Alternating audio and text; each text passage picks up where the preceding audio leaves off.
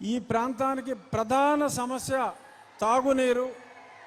ఈ తాగునీటి సమస్య మీద ప్రత్యేకంగా దృష్టి సారించి 2 సంవత్సరాల్లో పూర్తయ్యే విధంగా ఇంటింటికి హర్ ఘర్ జల్ అనే కేంద్ర ప్రభుత్వ కార్యక్రమాన్ని మనకిక్కడ 50-50 భాగస్వామ్యంలో నిధుల కొరత కాస్తో కోస్తో ఉన్నప్పటికీ కూడా ప్రజలందరికీ ఇచ్చిన మాట ప్రకారం తాగునీరు అందివ్వాలనే ఒక పవిత్ర ఆశయంతో ఆయన ఈరోజు ఈ కార్యక్రమానికి త్యాగశీలి పొట్టి శ్రీరాములు గారి పేరు మీద ఈ మంచి ఆలోచన కూడా ఆయనకే వ్యక్తిగతంగా వచ్చిన ఆలోచనని నేను భావిస్తున్నా. ఎందుకంటే చరిత్ర మర్చిపోయిన డొక్కా సీతమ్మ గారిని కానీ ఇంకా దామోదరం సంజయ్ గారు వీరందరినీ కూడా తిరిగి జన బాహుల్యంలో ప్రజలందరూ గుర్తుంచుకునేలాగా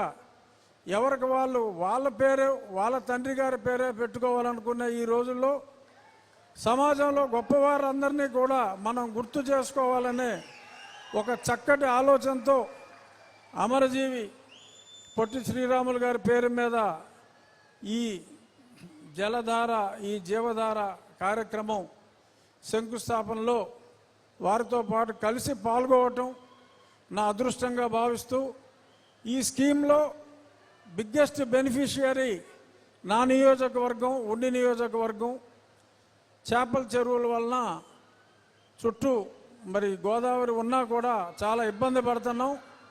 రాబోయే 2 సంవత్సరాల్లో పవన్ కళ్యాణ్ గారి చేతుల మీదుగా ప్రారంభమయ్యే ఈ కార్యక్రమంతో ఈ ప్రాంత వాసులకి మా ప్రాంత వాసులకి శాశ్వతంగా తాగునీటి సమస్య పరిష్కారం ఖచ్చితంగా అవుతుంది.